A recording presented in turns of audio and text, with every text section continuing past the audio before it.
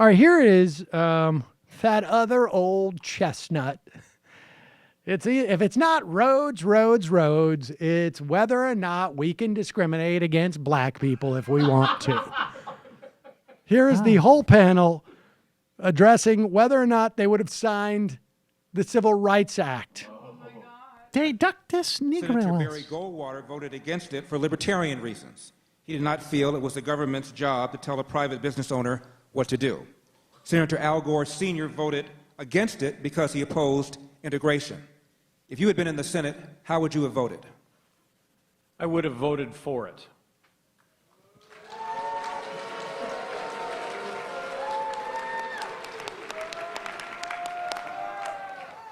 No elaboration? Nope. You still have more time? Okay. Pause it. Mr. The elaboration. Like here you have Larry Elder saying, like, one guy voted because he didn't like black people, but Goldwater voted just because he didn't want to force white people to serve black people. But he loved black people. Nope. You still have more time? Okay. Mr. Peterson. Can you repeat the question one more time? It was kind of The winding. Civil Rights Act of 1964 ended discrimination in both the private sector and the public sector. Senator Barry Goldwater voted against it for libertarian reasons, feeling that it wasn't the government's job to tell a private owner what to do. Senator Al Gore Sr. voted against it because he imposed racial integration. How would you have voted had you been in the Senate? Wait, I'm sorry? you're asking whether or not I would have signed the civil rights legislation in 1964, 1964. yes. Yes, I would have signed. Which is what you said, right. Mr. Peterson, would you have signed the Civil Rights Act of 1964, which ended discrimination in both the public and private? Pause it. Now he's switched it from would you have voted for it or would you have signed for it? I mean, I understand, like, no, it's not, I know I'm being a little nitpicky here, but these guys are the thinking guys, right? And so Larry Elder says, would you have voted for it? Because he wanted to make Goldwater look like he was voting for it for voting against it for high-minded reasons, as opposed to the Democrat who was simply racist because he's representing a racist. Hey, maybe he's, I don't know, whether I have no investment in it one way or another. We lost a lot of Democrats to the Republican Party because of the Civil Rights Act, among others. But now he's realized that, wait, you're running for president, so you would sign it as opposed to voting for it. I'm being nitpicky here, but, you know, these guys they're at the top of their game. Which is what you said, right. Mr. Peterson, would you have signed the Civil Rights Act of 1964, which ended discrimination in both the public and private sectors? Well, the senator has the power of the filibuster, so I would have filibustered until we abolished Title II, and then we would have gotten rid of the government discrimination.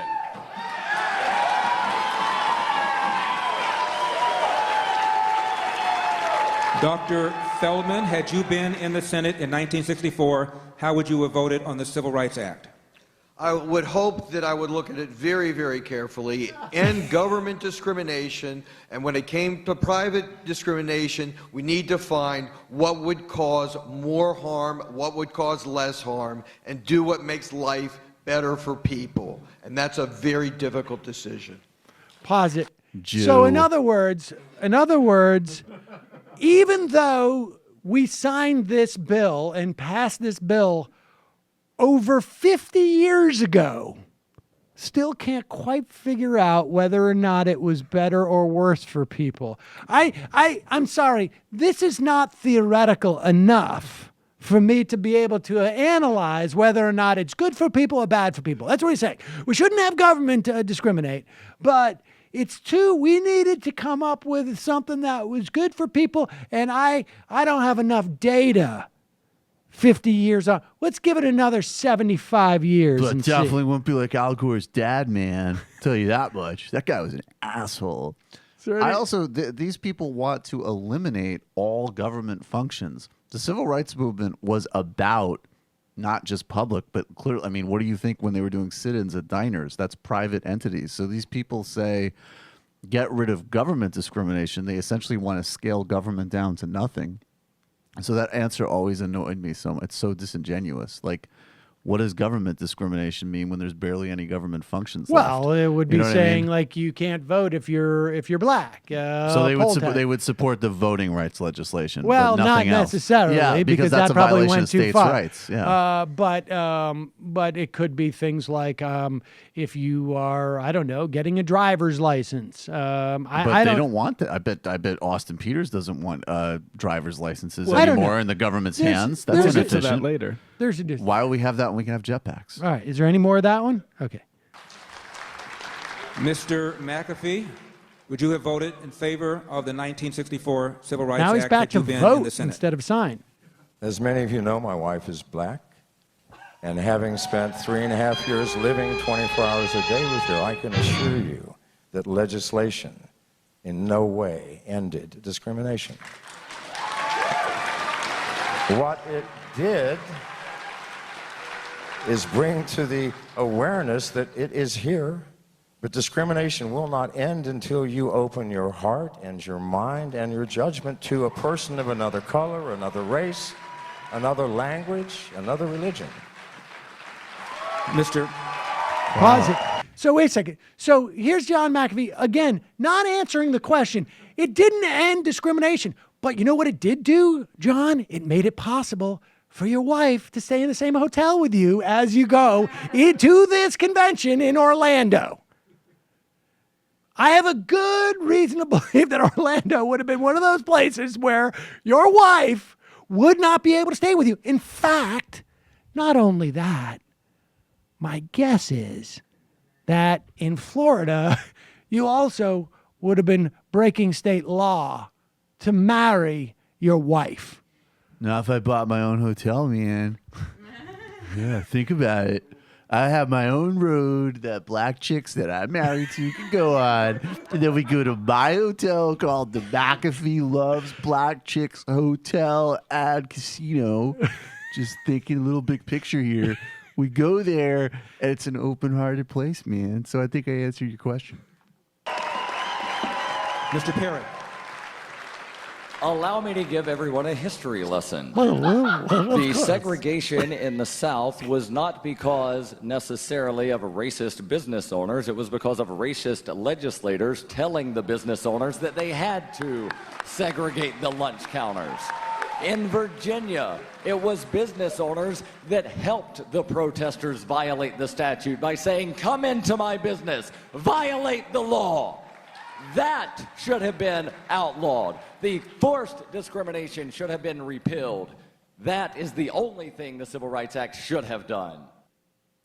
Allow me to give you a history lesson, and also allow me to tell you it's completely fabricated.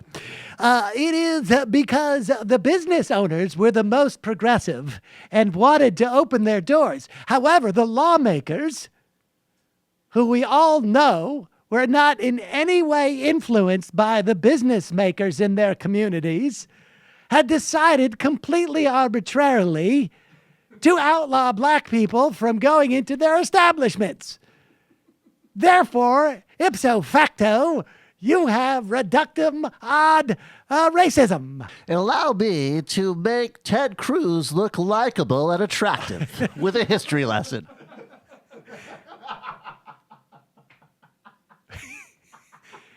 If I may talk down to all of you here by pretending about something that's not true.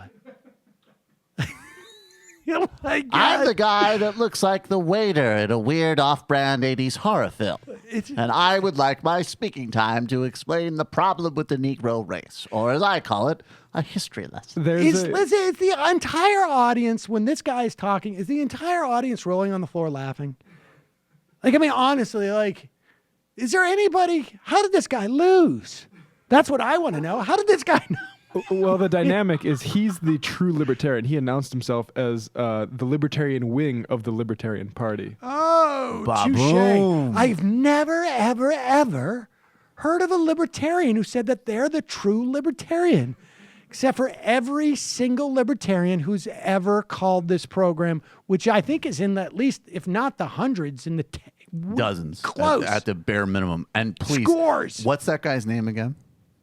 Daryl Perry. Okay, every single person listening to this show needs to immediately start tweeting at that guy because we must have him as a guest. That is an absolute necessity. Honestly, he needs to be on this show. He did a debate on RT hosted by Jesse Ventura's son, Tyrell Ventura, in which he used the phrase "the tyrant Lincoln." Okay. Again, he needs to be on this show. Please start tweeting him. It'll probably take about 3 tweets. Okay, wait a second. It's all. Hello, you. I'm Sam Seder. Looking for smart progressive talk that is occasionally amusing? Well, subscribe to our YouTube feed. Subscribe to our podcast. Like us on Facebook. And just generally enjoy us.